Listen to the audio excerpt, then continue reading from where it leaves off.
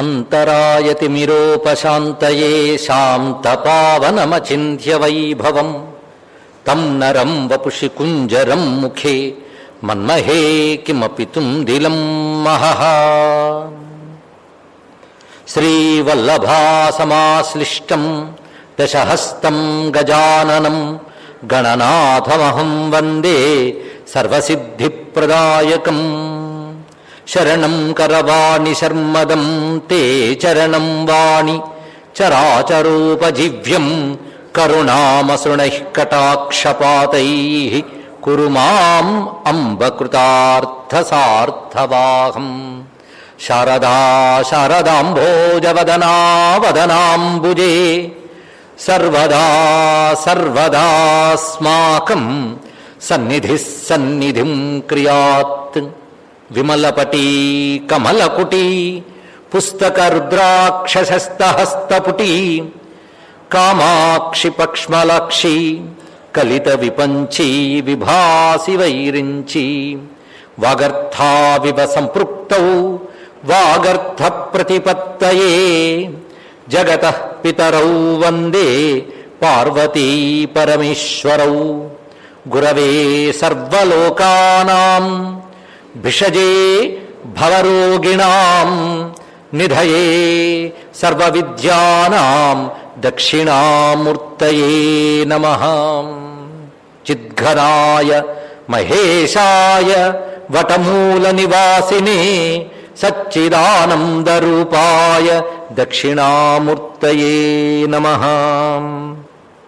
శృతిస్మృతిపురాణానాం ఆలయం కరుణాలయం నమామి భగవత్పాదశంకరం లోకశంకరం. భారతీ కరుణాపాత్రం భారతీ పదభూషణం భారతీ పదమారూఢం భారతీ తీర్థమాశ్రయే. విద్యా వినయ సంపన్నం వీతరాగం వివేకినం వందే వేదాంత తత్వజ్ఞం విధుశేఖర భారతీం. కరకలిత నిదర్శితాత్మముద్రః పరికలితోన్నత బర్హిబర్హచూడః ఇతరకర గృహీత వ్యత్రతోత్రః మమ హృది సన్నిధిమాతనోతు కృష్ణః. మమ హృది సన్నిధిమాతనోతు కృష్ణః. సచ్చిదానందరూపాయ విశ్వోత్పత్యాదిహేతవే తాపత్రయ వినాశాయ శ్రీకృష్ణాయ నమో నమః. శ్రీకృష్ణాయ నమో నమః. వసుదేవసుతం దేవం కంసచాణూరమర్దనం దేవకీ పరమానందం కృష్ణం వందే జగద్గురుం. ఆతామ్రపాణి కమల ప్రణయ ప్రతోదమాలోలహారి మణికుండల హేమసూత్రం ఆవిశ్రమాంబుకణమంబుద నిలమవ్యాత్ ఆద్యం ధనంజయ రథాభరణం మహోనః. ధనంజయ రథాభరణం మహోనః. శివాయ గురవే నమః. శివాయ గురవే నమః. శివాయ గురవే నమః. శ్రీమాత్రే నమః. శ్రీమాత్రే నమః. శ్రీమాత్రే నమః. శ్రీ విష్ణురూపాయ నమః శివాయ. శ్రీ విష్ణురూపాయ నమః శివాయ. శ్రీ విష్ణురూపాయ నమః శివాయ. శ్రీకృష్ణ శరణం మమ. నమో మహద్భ్యో ఋషిభ్యో గురుభ్యో నమః. జగద్గురు పరంపరకు ప్రణమిల్లుతూ శ్రీ శారదా పరమేశ్వరికి అంజలిస్తూ శ్రీ చంద్రమౌళీశ్వర స్వామికి ప్రణామాంజలి ఘటిస్తూ పవిత్రమైన కార్తీక మాసం ప్రాతకాల ద్వాదశి వల్ల క్షీరాబ్ది ద్వాదశి స్వామిని ఆరాధన చేసుకుని విశేషంగా ప్రదోషం కూడా కావడం చేత హరిహరాత్మకమైన బ్రహ్మమును మనం ఆరాధన చేసుకుంటూ జగద్గురువుల కృపా వీక్షణాల వల్ల శారదా పరమేశ్వర అనుగ్రహం వల్ల ఈ రోజు నుంచి 40 రోజుల పాటు భగవద్గీత ప్రవచన యజ్ఞం చెప్పుకున్న భాగ్యం మనకి లభించింది. జగద్గురువైన కృష్ణ పరమాత్మ మూకం కరోతి వాచాలం పంగుం లంఘయతే గిరిం యత్కృపాతమహం వందే పరమానంద మాధవం అంటూ ఆ కృపానిధి అయిన కృష్ణ పరమాత్మ పాదపద్మాలకు నమస్కారం చేసుకుంటూ భగవద్గీత గతంలో మనం అనేక ప్రవచనాలు చెప్పుకున్నాం. ఏవేవి చెప్పుకున్నాం అనేది కూడా ఇందాక హరిప్రసాద్ గారు తెలియజేశారు. కొద్దేళ్ల క్రితం మనం యోగ వాసిష్టం, అది బ్రహ్మ విద్యనే చెప్పుకున్నాం. ఇవాళ నుంచి కూడా బ్రహ్మ విద్యా గ్రంథమే భగవద్గీత చెప్పబడుతున్నది. భగవద్గీత అత్యంత ప్రసిద్ధి చెంది ఉన్నది, అదొక విశేషమే. ఆ ప్రసిద్ధి వల్ల అది సామాన్యమైనది అనుకోవచ్చు, ఉత్కృష్టమైనది అనుకోవచ్చు, రకరకాల భావాలు కలుగుతాయి. కానీ భగవద్గీత యథాస్వరూపం ఏమిటి అనేది గురువుల కృపతో, పెద్దల మాటల సాయంతో చెప్పుకునే ప్రయత్నం ఈరోజు నుంచి జరగబోతున్నది. భగవద్గీత మహాభారతంలోని చెప్పబడినటువంటి ఒక గ్రంథం. మహాభారతం అనేక గ్రంథాల పెట్టు. అందులో అడుగడుగున ధర్మబోధ, జ్ఞానబోధ రెండూ కలుగుతుంటాయి. ధర్మం బ్రతికే విధానాన్ని తెలియజేస్తుంది, జ్ఞానం పరమార్థాన్ని తెలియజేస్తుంది. ఈ రెండూ చెప్పడానికి ఉద్భవించింది వేదము, వేదానుసారి శాస్త్రములన్నీ కూడా. దాన్ని మనకు పుష్టిగా అందించే ఒక్క గ్రంథం మహాభారతం. ఆ మహాభారతంలో ఎన్నెన్నో అద్భుతమైనటువంటి విషయాలు మనకు కనబడుతుంటే, ఒకవైపు ఆఖ్యానం, రెండో వైపు ఉపాఖ్యానం, మూడో వైపు ఉపదేశం. ఉపదేశ పరంపరలో భారతం ఎన్నో చెప్తున్నది. అందులో ఒకటి భగవద్గీత. గీత అనే పేరుతో మహాభారతంలో ఎన్నో గీతలు ఉన్నాయండి. హంసగీత మొదలైనవి. ఇలా చూస్తే దాదాపు 100 దాకా గీతలు కనబడతాయి. ఆ మాటకొస్తే మనం ఇక్కడే ఒకప్పుడు చెప్పుకున్నట్టు గుర్తు. భీష్మ పితామహుడు చెప్పిన శాంత అనుశాసనికాలన్నీ గీతలే. దాని నిండా జ్ఞానం చెప్పబడుతుంది. ఎన్ని గీతలు అందులో వస్తాయో. ఈ గీత అనే వాక్యం మనకి చాలా ప్రసిద్ధి చెంది, గీత అనగానే అసలు మామూలుగా అర్థం ఏంటంటే నిఘంటు పరంగా గానం చేయబడినది అని అర్థం, అంటే పాడబడినది అని అర్థం. కానీ గీత అనగానే ఇక్కడ అర్థంలో ఉపదేశింపబడినది అని అర్థం తీసుకోవాలి. ఇక్కడ దీనికి ఒక పెద్దలు చక్కని వ్యాఖ్య చేశారు. ఉపదేశింపబడిన ఉపనిషత్తు గీత అన్నారు ఇక్కడ. అయితే గీతా శబ్దం ఎక్కడెక్కడ మన పరంపరలో వాడుతున్నామో దానికి స్పష్టంగా తెలియబడుతున్న అర్థం ఏంటంటే, దేనియందు బ్రహ్మ విద్య ప్రతిపాదింపబడుతుందో దానిని గీత అంటారు అన్నారు. బ్రహ్మ విద్య అంటే ఏంటో కాదు, బ్రహ్మము గురించి తెలియజేయనిది బ్రహ్మ విద్య. మీరు పరమేశ్వరుడనండి, భగవంతుడనండి, ఏమనండి, బ్రహ్మము గురించి తెలియజేయనది. ఎందుకంటే ప్రపంచం, దేహం మనకు అలవాటే, బ్రహ్మము గురించి అలవాటు కాలేదు. కానీ ఆయన లేకపోతే వేవీలో అసలు ఉన్నది ఆయనే. అటువంటి బ్రహ్మం ఏమిటో తెలియజేసే విద్య పేరు బ్రహ్మ విద్య. ఈ బ్రహ్మ విద్య దేనిలో ప్రతిపాదింపబడుతుందో అది గీత అని చెప్పబడుతుంది. అయితే బ్రహ్మ విద్యను ప్రతిపాదించే శాస్త్రం ఏది అంటే వేదమే. వేదమునకు బ్రహ్మము అని పేరు ఉన్నది. కానీ బ్రహ్మ విద్య అంటే వేద విద్యే. అయితే వేదంలో ప్రధానంగా వివిధములైన ధర్మాలను ఉపదేశిస్తూ, కర్మలను తెలియజేస్తూ, అనేక విషయములు తెలియజేస్తున్న భాగమే కాకుండా కేవలం బ్రహ్మము గురించి చెప్పే కాండము జ్ఞానకాండం, అది ఉపనిషత్తు అని చెప్పబడుతుంది. అలా కేవలం బ్రహ్మము గురించి తెలియజేసేటువంటి విచారణ రూపమైన జ్ఞానం ఎందులో కనబడుతుందో అది ఉపనిషత్తు. ఆ ఉపనిషత్తుల సారమే గీత అని చెప్పబడుతుంది. ఉపనిషత్తులు కేవలం పరమాత్మను మాత్రమే చెప్తాయి. ఆ పరమాత్మను మాత్రమే చెప్పే గ్రంథాన్ని గీత అనాలి. కానీ గీతా శబ్దానికి ఇదే నిర్వచనం. కనుక మన సనాతన ధర్మంలో ఎన్ని గీతలు ఉన్నాయో అన్ని గీతల యొక్క లక్ష్యము, లక్షణము కూడా బ్రహ్మవిద్యోపదేశమే, మరొకటి కాదు. ఇలాంటి గీతలు మహాభారతంలోనే బోర్డు ఉన్నాయని చెప్పుకుంటున్నాం. ఆ మాటకొస్తే భాగవతంలో కూడా శృతి గీతలు ఉన్నాయి, వేదము చెప్పినది. ఇక పరమాత్మయే స్వయంగా చెప్పిన ఉద్ధవ గీత మొదలైనవి ఉన్నాయి. కపిల గీత ఉన్నది, రుద్రగీత ఉన్నది. ఇవి భాగవతంలో ఉన్న గీతలు. ఇవి కాక భ్రమర గీతలు, గోపికా గీతలు ఇత్యాదులు మనకి కనబడుతున్నాయి. ఇవన్నీ కూడా గీతా శబ్దంతో చెప్పబడుతున్నాయి. అయితే భ్రమర గీతలు, గోపికా గీతలు, వేణుగీతము, వీటి విషయానికి వచ్చేటప్పటికల్లా యుగల గీతము 4 గీతలు గోపికల సంబంధంగా కనబడతాయి. మిగిలిన గీతలన్నీ కూడా ఆత్మతత్వ విచారణే.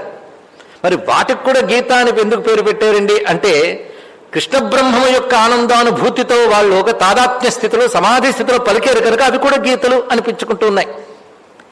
అటువంటి గీతా శబ్దానికి అర్థం చెప్పుకుని ఇప్పుడు ఉపదేశింపబడిన గీత ఎందులో వస్తున్నదని మహాభారతంలో భీష్మ పర్వంలో 25వ అధ్యాయం నుంచి మొదలవుతూ 42వ అధ్యాయం వరకు 18 అధ్యాయాల భగవద్గీత ప్రసిద్ధిగా ఉన్నది. అయితే సనాతన ధర్మం మీద ఎక్కువ అవగాహన లేనటువంటి వారికి హిందూ ధర్మం, సనాతన ధర్మం అనగానే దీని గ్రంథం ఏమిటంటే భగవద్గీతనే తెలుస్తుందండి. భగవద్గీతనే అంటారు. ఆఖరికి సత్యమే చెప్పెదను అని ఒట్టి పెట్టేటప్పుడు గీత మీద పెడుతున్నాం. అంటే భగవద్గీత మన మత గ్రంథమా అంటే, అందరికీ ఒక మత గ్రంథం ఉంది గనక మనకి ఒక మత గ్రంథం అంటూ ఉంటే బాగుంటుంది గనక మన మత గ్రంథం భగవద్గీత అన్నారు. అంటే హిందూ మతం అనగానే దాని మత గ్రంథం భగవద్గీత అనిపించేటంత గొప్పతనం భగవద్గీతలో ఉంది. అంటే భగవద్గీత మాత్రమే మన మత గ్రంథమా? ఆ మాటకొస్తే భగవద్గీతను బోధించిన కృష్ణ పరమాత్మ అవతరించక ముందు కూడా ఉన్న మతం పేరు హిందూ మతం, సనాతన ధర్మం. ఇక్కడ మరి పరమాత్మ ఇప్పుడు భగవద్గీతను కొత్త మత గ్రంథాన్ని మనకు అందించాడా? ఇతర ప్రవక్తులు వాళ్ళ గ్రంథాలు వాళ్ళకి ఇచ్చినట్లు అంటే పరమాత్మే చెప్తాడు, కొత్తవి వినక నాయన అన్నాడు ఆయనే. ఏవం పరంపరాప్రాప్తం అని మొదలుపెట్టి పరంపరాగతమైనది సనాతనమైనది ఏదో అది శాస్త్రం, అది నేను చెప్పాను అన్నాడు. వేదైశ్చ సర్వైరహమే వివిజ్య అని చెప్పాడు గీతలోనే. అడుగడుగునా ఆ మాటే చెప్తున్నాడు ఇక్కడ. తస్మాత్ శాస్త్రం ప్రమాణంతే కార్యాకార్య వ్యవస్థితో అనే మాట కూడా చెప్పాడు. శాస్త్రమే ప్రమాణం అన్నాడు. శాస్త్రం అంటే గీతాశాస్త్రమనా? తత్పూర్వమే శాస్త్రం ఉంది. శాస్త్రం అనే శబ్దం ఎక్కడ వినబడ్డా దానికి అర్థం వేదమనే అర్థం. కానీ వేద ప్రమాణంతో మాట్లాడాడు. అంటే కృష్ణ పరమాత్మ చెప్పిన భగవద్గీత అనగానే మన సనాతన ధర్మం యొక్క ప్రధాన గ్రంథం అనిపించినా ఆ భగవద్గీత ప్రధాన గ్రంథముగా వేదములు ప్రతిపాదించింది. అందుకే వేదములు ఏం చెప్పారో దాన్నే చెప్తోంది భగవద్గీత. భగవద్గీత కాదు, ప్రతి గీత అదే చెప్తున్నది. అని మనకున్నటువంటి అపార వాంగ్మయ రాశిలో భగవద్గీత ఒకటి అయినప్పటికీ అన్ని వాంగ్మయాల సారము భగవద్గీత గనక భగవద్గీతకు అంత ప్రాధాన్యం లభించింది. అది సంతోషించదగ్గ విషయమే. కానీ నేటి తరానికి మన అవగాహన కలిగించవలసిన విషయం ఏంటంటే ఇతరుల వల్లే మనకున్న ఒక మత గ్రంథం వంటిది కాదు భగవద్గీత. ఇది తెలుసుకోవాల్సినది. మన ప్రధానంగా ప్రమాణం శృతి. ఆ శృతిని అనుసరించిన దాన్ని మనకు బోధించిన స్మృతులు, పురాణములు, ఆగమాలు ఇవన్నీ కూడా మనకు ప్రమాణ గ్రంథములే. వీటన్నిటి సారభూతంగా భగవద్గీత ఒకటొచ్చినది. అయితే ఇన్ని గ్రంథములు తెలుసుకోగలమా అంటే మరి ఆయువున్నంత కాలం తెలుసుకుంటూనే ఉండాలండి. ప్రతి మానవుడి కర్తవ్యం ఏమిటంటే ముక్త్యవధి, మోక్షం పొందే వరకు కూడా నిరంతరం జ్ఞానాన్ని శ్రవణం చేయాలి, మననం చేయాలి. ఇవాళ విని రేపటి నుంచి మన లోక వ్యవహారం అని కాదు. ఎంతవరకయ్యా ఇవన్నీ అంటే మోక్షం పొందే వరకు అంతవరకు చేస్తూనే ఉండాలి. మోక్షావధి శ్రవణ మననాలు చేస్తేనే నిధిధ్యాసనం కుదురుతుంది. నిధిధ్యాసనం కుదిరితే ఇంక పర్వాలేదు. కానీ శ్రవణ మననాలు చాలా ప్రధానం. చాలా మంది ఎంత విన్నా అక్కడే ఉండిపోయి, ఎందుకంటే శ్రవణం తర్వాత పని జరగడం లేదు గనక. మననం లేదు, విన్నంత మాత్రం పుణ్యాలు వచ్చేస్తున్నాయి అనుకుంటే ఎలాగా? పుణ్యం వస్తుంది, పాపం పోతుంది, కానీ ముక్తి రావద్దు, దానికి జ్ఞానం నిలవద్దు. జ్ఞానం నిలవాలంటే శ్రవణం తర్వాత కార్యం మననం జరగాలి. మననం చేసుకోవడానికి ఎన్నెన్నో శాస్త్రాలు మనకు ఉన్నప్పటికీ కూడా అన్ని శాస్త్రాలు తెలుసుకోవచ్చు, తప్పులేదు. కానీ గీతాశాస్త్రం తెలియనప్పుడు ఎన్ని శాస్త్రాలు తెలుసుకున్నప్పటికీ స్పష్టత ఉండదు, పరమార్థం లభించదు. గీతాశాస్త్రం క్షుణ్ణంగా తెలిస్తే ఇంక ఏ శాస్త్రాలతోనూ అవసరం లేదు. అలాంటి శాస్త్రం అండి. ఏకం శాస్త్రం దేవకీపుత్ర గీతం, ఏకో దేవ దేవకీపుత్ర ఏవా అని తీర్మానం చెప్పారు ఇక్కడ. ఒకటే శాస్త్రం, దేవకీపుత్రుడి గానం, ఒకడే దేవుడు దేవకీపుత్రుడు అని ప్రతిపాదన చేశారు. అందుకే ఇది ఎవరో భక్తితో గీత గురించి చెప్పారు అనుకుంటే వ్యాసుడు వారు గీత చెప్పి అక్కడే చెప్తారు. గీతాశాస్త్రం ఇదం పుణ్యం ఎప్పటే ప్రైతప్పుమాన్ విష్ణోత్పదమవాప్నోతి భయశోకాదివర్జిత. ఇదేంటంటే ఫలశ్రుతితో ప్రారంభించారు అంటే ఆసక్తి పెరుగుతుంది. గీతాశాస్త్రం ఇదం పుణ్యం ఎప్పఠేత్ ప్రయత పుమాన్. ఏకాగ్ర చిత్తంతో ఎవడు దీన్ని పఠనం చేస్తాడో వాడు దేన్ని పొందుతాడు? విష్ణోత్పదమవాప్నోతి, విష్ణుపదాన్ని పొందుతాడయ్యా అన్నాడు. అంటే వైకుంఠానికి వెళతారు అని మనం సగుణంగా అనుకున్నా విష్ణోపదం అంటే తద్విష్ణోపరమం పదం, సర్వవ్యాపకమైన బ్రహ్మమును పొందుతారు అని అర్థం. విష్ణోపదమవాప్నోతి అది పొందాలంటే అజ్ఞానం పోవాలి కదా. అజ్ఞానం పోగొట్టే శక్తి గీతకున్నది.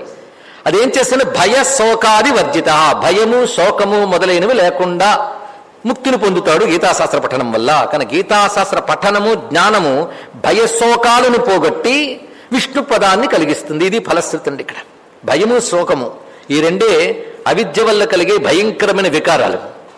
ఆ రెండింటిని పోగొట్టేదే భగవద్గీత. తద్వారా లభించేది ఏమిటి? భయశోకాలు పోతే లాభం ఏమిటండి? లాభం తర్వాత సంగతి, ముందు భయశోకాలు పోతే చాలు కదా. భయశోకాలు పోతే విష్ణుపదమవాప్నోతి అంతే. చీకటి పోతే లాభం ఏమిటి? వెలిగే. భయశోకాలు పోతే విష్ణుపదమే అంతే. అది ఇవ్వగలిగే శక్తి గీతకున్నది. అందుకే భగవత్పాదుల వారు అడుగడుగున గీత యొక్క ఆవశ్యకతను మనకు తెలియజేస్తూ భగవద్గీత కించిదధీత గంగాజలలవకణికాపీత సకృదపి ఏన మురారి సమర్చ క్రీతే తస్య యమోపి నచర్చ అన్నారు. ఇక్కడ మోక్షం దాకా ఎందుకయ్యా? నువ్వు తెచ్చుకున్న పాపాలు ముందు పోవాలి. అది పోవాలంటే నేను చిన్న చిన్న చిట్కాలు 3 చెప్తాను. భగవద్గీతను కాస్తైనా అధ్యయనం చేయి, గంగాజలాన్ని కణికనమైనా పానం చేయి, ఒక్కసారైనా విష్ణువుని రక్షించు, నీ గురించి యముడు చర్చించడు అని చెప్పాడండి ఇక్కడ. అంత విశేషమైనది. కానీ గీతాశాస్త్రం శ్రవణ మాత్రం చేతనే పాప సంహారకు. దాన్ని మననం చేసి నిరంతర చింతన చేస్తే ముక్తినిస్తుంది. ఇంత మహిమాన్వితమైనది గీత.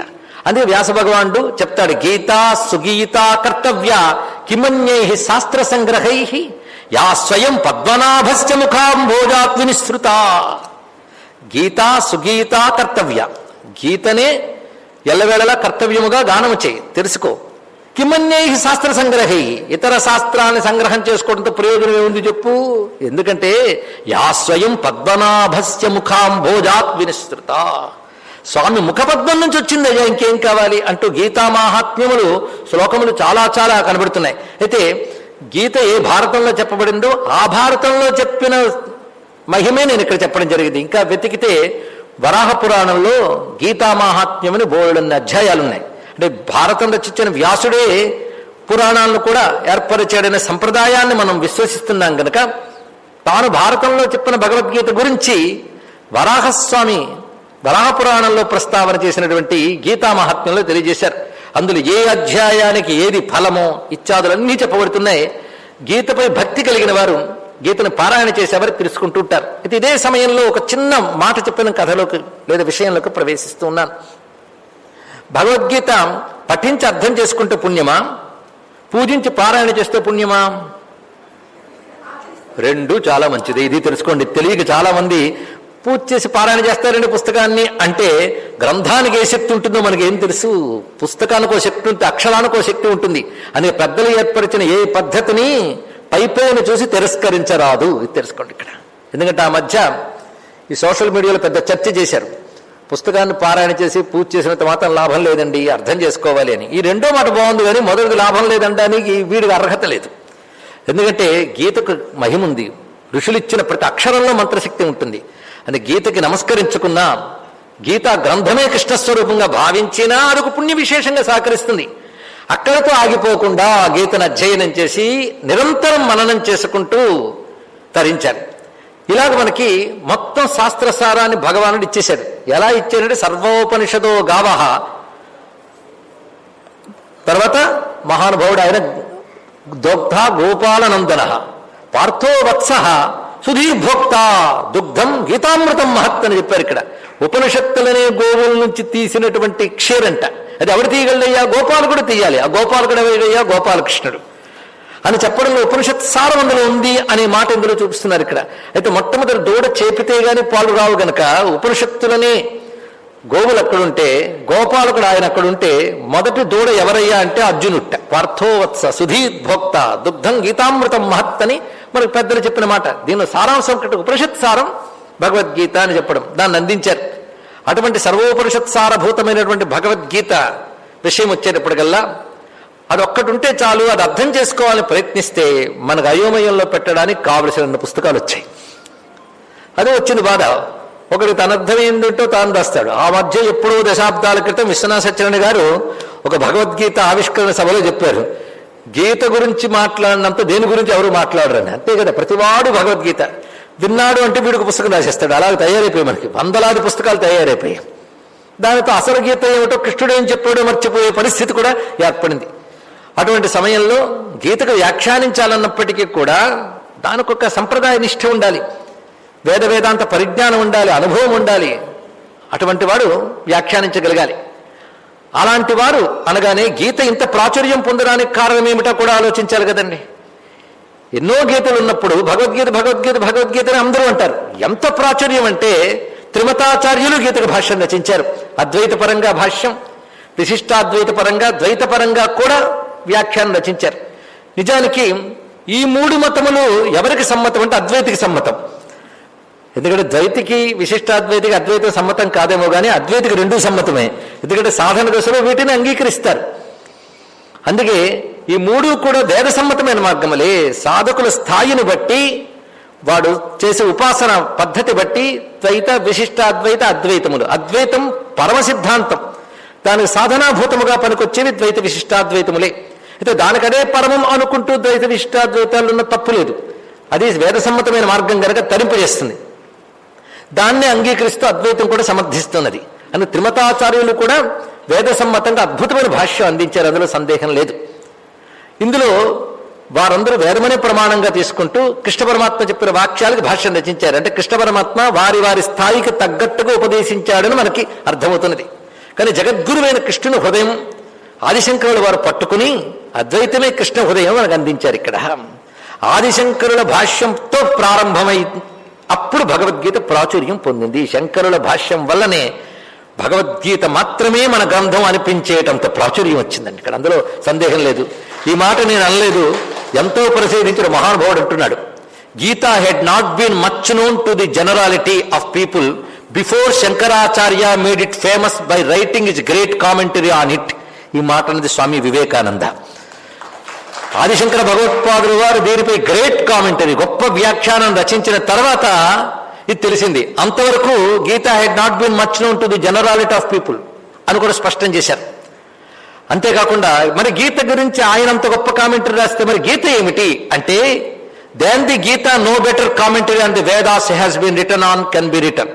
వేదాలపై ఇప్పటి వరకు రచింపబడ్డవి, ఇకపై రచింపబోయేవి, వీటన్నిటికంటే గొప్ప వ్యాఖ్యానం గీతయే అని చెప్పారు. ఇక్కడ వేద హృదయం చెప్పుతున్నది.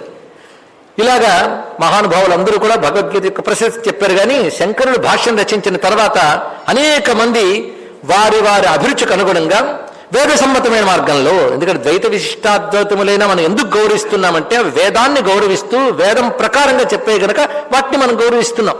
వీటిని అనుసరించి అనేక రకాల భాష్యాలు ఏర్పడ్డాయి. కొంతమంది ఇప్పుడైతే బ్రహ్మ విద్య అనే గీతను కూడా భౌతిక స్థాయిలో కూడా చెప్తూ ఉన్నారు. పర్సనాలిటీ డెవలప్మెంట్ అని ఇవన్నీ రకరకాల పేర్లు పెట్టి చెప్తున్నారు. మంచిదే గీతా ప్రాచుర్యానికి. ఎందుకంటే ఒక మహానదిలో అన్నీ కలిసి ఉంటాయి. చలమలు మనం తవ్వుకుంటాం, చలమల్లో బోల్డ్ నీళ్లు ఉంటాయి కదా, ఈ చలమల్లో ఉన్న నీళ్ళన్నీ మహానదిలో ఉంటాయి. కనుక మహానదిని పట్టుకుని కూడా చలమల నీళ్ల పరిమితిలో చూసేమంటే తప్పులేదు. కానీ వందలాది చలమలు మహానదిలో ఇముడతాయి, కానీ మహానది చలమలో ఇమ్మడదు. అది తెలుసుకోవాల్సింది ఇక్కడ. అందుకే భగవద్గీత గురించి మనిషికి పనికొచ్చే ప్రతి మాట గీత నుంచి స్వీకరించారు అందరెందరో పెద్దలు. ఆఖరికి దుఃఖంతో కుంగిపోతున్న వాడికి మనోధర్మి ఇచ్చి పైకి లేపాలంటే గీతావాక్యమే శరణ్యం. బ్రహ్మ విద్య మోక్షం ఇవ్వాలన్నా గీతావాక్యమే శరణ్యం. తప్పుదారి పడేవాడిని పక్కకి లాగి సరైన మార్గంలో నడపాలన్నా గీతయే శరణ్యం. ఇన్ని విధాలుగా గీత మనకి చెప్పబడుతున్నది. అయితే ఈ భగవద్గీత విశేషంగా 18 అధ్యాయాలతో శోభిల్లుతూ ఉన్నటువంటి గ్రంథం కదా. ఇది 18 అధ్యాయాలనే విభాగం మనకి భారతంలోనే కనబడుతున్నది. దాని ప్రకారంగా చెప్పుకుంటున్నాం. అయితే 18 అధ్యాయాల్లో మొదటి అధ్యాయం పేరు ఏమిటి? అర్జున విషాద యోగము. ఇంకొక్కొక్క అధ్యాయానికి ఒక్కొక్క పేరు. సాంఖ్యయోగం, కర్మయోగం, కర్మ సన్యాస యోగం, విజ్ఞాన యోగం, చాలా చాలా మనకి కనబడుతున్నాయి. అయితే ఈ పేర్లు ఎవరు పెట్టారు? మహాభారతంలో అన్నిన్ని అధ్యాయాలు ఉన్నాయి 18 పర్వాల్లోనూ. ప్రతి అధ్యాయానికి ఏమైనా పేర్లున్నాయా అంటే అధ్యాయంలో చెప్పబడి ఇతివృత్తం మాత్రమే చెప్పారు. కానీ అధ్యాయానికి పేర్లలో 18 అధ్యాయాలకు అర్జున విషాదయోగం ఇలాంటి పేర్లు ఎవరు పెట్టారు అంటే వ్యాసుడు పెట్టాడా అనడానికి ఆధారాలు. అయితే మనకు లభిస్తున్న ప్రస్తుత భారత గ్రంథాలన్నింటిలో కూడాను ఆ భారతం చదువుతూ భగవద్గీత చదివేటప్పుడు కింద అర్జున విషాదయోగ, కర్మయోగ ఇత్యాది పేర్లు కనబడవచ్చు. కానీ ఇది వ్యాసుడు పెట్టాడనడానికి ఆధారాల్లో, ఆదిశంకరులు చెప్పాడనడానికి ఆధారాల్లో. కనుక మనం ఇది పెట్టుకుంటే తప్పని మాత్రం చెప్పట్లేదు. కానీ మొదట ఈ పేర్లతోనే భగవద్గీత వచ్చిందని చెప్పడానికి లేదు. ఇది అనేక పండితులు పరిశోధించి చెప్పిన మాట ఇక్కడ మీకు చెప్పడం జరుగుతున్నది. ఇది వ్యక్తి అభిప్రాయం కాదు. అందుకే తర్వాత అందులో చెప్పబడ్డ కంటెంట్ దాన్ని అనుసరించి చెప్పబడినటువంటివి పేర్లు తర్వాత పెద్దవాళ్ళు చెప్పారు. కానీ శంకర భగవత్పాదుల వారి భాష్యంలో కూడా ఆయన ఇది చెప్పారనడానికి ఆధారం కనిపించట్లేదు. తర్వాత వారు పెద్దలే గనక పేరు పెట్టారు, అది గ్రహించవచ్చు. అదేవిధంగా భగవద్గీతకి భాష్యం చెప్పేటప్పుడు 3 షట్కములుగా విభజిస్తారు. చాలా మందికి తెలుసది. మొదటిది కర్మషట్కం, రెండవది భక్తి షట్కం, మూడవది జ్ఞాన షట్కం అని 3 విభాగాలు. ఇది కూడా వ్యాసుడు చేయలేదు, శంకరాచార్య చేయలేదు. ఇవన్నీ కూడా మనకి మరింత సులభతరంగా అర్థం కావాలని చెప్పి పెద్దలు చేశారు. ఇన్ని విభాగాలు ప్రక్రియా సౌలభ్యం కోసం మనకు పెద్దలు చేస్తే ఇది మనకు సౌలభ్యం కలిగించడం కాక అయోమయాన్ని కూడా కలిగిస్తున్నది ఇక్కడ. అందుకే ఇక్కడ మనం గమనించవలసింది కర్మ గురించి 6, భక్తి గురించి 6, జ్ఞానం గురించి 6. కనుక కర్మ, భక్తి, జ్ఞానం 3 గురించి చెప్పింది అని కృష్ణుడు చెప్పాడు అనుకోవడానికి లేదు ఇక్కడ. ఇందులో విషయములు మనం జాగ్రత్తగా గ్రహిస్తే ఏ అధ్యాయానికి ఆ అధ్యాయమే పరిపూర్ణము. ఇది బాగా తెలుసుకోవాల్సింది. ఏ అధ్యాయానికి ఆ అధ్యాయమే పరిపూర్ణం. పైగా ఒక అధ్యాయంలో విన్నది మరొక అధ్యాయం వల్ల మరింత స్పష్టమై బలపడుతూ ఉంటుంది. పైగా ప్రధానంగా సనాతన ధర్మం అనగా వేద ధర్మం జీవుడు తరించడానికి వాడుకున్న స్థాయి బట్టి జీవలక్షణాన్ని బట్టి ఎన్ని విధాలుగా చెప్పబడినదో అన్ని విధాలని సమన్వయించినటువంటి గ్రంథం భగవద్గీత. ఇక్కడ అన్నిటి సమన్వయిస్తుంది భగవద్గీత. అందుకే సామరస్యానికి సమన్వయానికి భగవద్గీతకు మించిన గ్రంథం లేదండి ఇక్కడ. ఇది ఈ సమన్వయం ఎలా ఉంటుందంటే వేదం నుంచి జనించినటువంటి ధర్మములు అంటే ఉపాసనలు, కర్మలు, జ్ఞానము వీటన్నిటి సమన్వయిస్తుంది భగవద్గీత. వీటి ప్రయోజనం వాటికి ఉన్నది. దేనికి ఎంతమేరకు ప్రయోజనం ఉందో తెలుసుకుంటూ కర్మల ద్వారా నువ్వు క్రమంగా ఈశ్వరార్పణ బుద్ధితో చేసి చిత్తశుద్ధిని పొందు, ఉపాసన ద్వారా ఈశ్వరానుగ్రహం పొందు, ఈ రెండిటితో నువ్వేంటో తెలుసుకో ముక్తిని పొందు అని గీత సారాంశం దీన్ని బోధిస్తుంది. అందుకే గీత సనాతన ధర్మాచరణ అన్ని సంప్రదాయాల వాళ్ళు కూడాను స్వీకరిస్తున్నారు. ఆఖరికి శైవ వైష్ణవాది భేదములు కూడా విడిచిపెట్టి భగవద్గీతను శిరస్సును పెట్టుకుంటున్నారండి. ఇక్కడ కృష్ణుడు చెప్పాడు కనుక ఇది కేవలం విష్ణు సంబంధమైనదే అని అనుకోవడానికి లేదు. ఎందుకంటే వేదాంతాలను గౌరవించేదే శైవాది మతములు కూడా, వాళ్ళకు కూడా భగవద్గీత ప్రమాణం. ఎందుకంటే శివగీత, గణేశ గీత, దేవీ గీత ఇవి కూడా వ్యాసుడు పురాణాల్లో రచించినవే. అవి ఆయన రచించేయడం నమ్మే సంప్రదాయానికి చెందిన వాళ్ళమే మనం. అని వాటి గీతలు పట్టుకున్నాయి, వీటి గీతలు పెట్టుకున్నాయి, కానీ అన్ని గీతల పరమార్థం మాత్రం ఒక్కటే.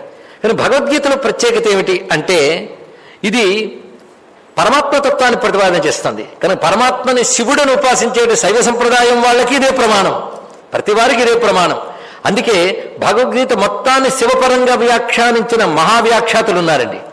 అది సంస్కృత వ్యాఖ్యానం, చాలా విస్తారమైన వ్యాఖ్యానాలు ఉన్నాయి. ఇందులో ప్రధానమైనటువంటి వారు శ్రీకంఠాచార్యులు వారు. ఆయన భగవద్గీత అంతా శివుడి పరంగా వ్యాఖ్యానించారు. దానికి ఆయన శృతి ప్రమాణములే తీసుకున్నారు. వేద ప్రమాణాలు, అగమ ప్రమాణాలు, పురాణ ప్రమాణాలతో ఆయన భగవద్గీత మొత్తం శివప్రాధాన్యంగా, శివపారమ్యంగా చెప్పాడు ఆయన. కృష్ణ పరమాత్మ కూడా ఆ పరమాత్మను ఆశ్రయించు ఒక్కొక్కప్పుడు ఆయన ప్రథమ పురుషులు చెప్తూ ఉంటాడు. అది వాళ్ళకి సౌలభ్యంగా దొరికింది. కానీ అహం ఈశ్వర అని చెప్పినటువంటి వాక్యములు ఉన్న ఉత్తమ పురుషులు ఏదేమైనప్పటికీ వారు చక్కగా శివపరంగా వ్యాఖ్యానించారు శ్రీకంఠాచార్యులు వారు. అలా కాశ్మీర్ మహాపండితుడు, శైవ పండితుడు అభినవ గుప్తాచార్యులు వారు. ఈయన సామాన్యుడు కాడు. ఈయన భరతుడి నాట్యశాస్త్రానికే భాష్యం రచించిన మహానుభావుడు, గొప్ప పండితుడు. భారతదేశం గర్వించదగ్గ మహాకవుల్లో, పండితుల్లో, తత్వవేత్తల్లో ఒకడు అభినవ గుప్తాచార్యులు. ఆయన కూడా మొత్తం భగవద్గీతకి శివపరంగానే వ్యాఖ్యానం చేశారు. ఇలా మనకు అనేకం కనబడుతూ ఉంటాయి.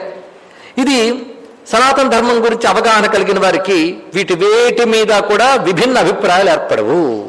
వాటన్నిటి సమన్వయించగలిగే శక్తి భగవద్గీతకున్నది.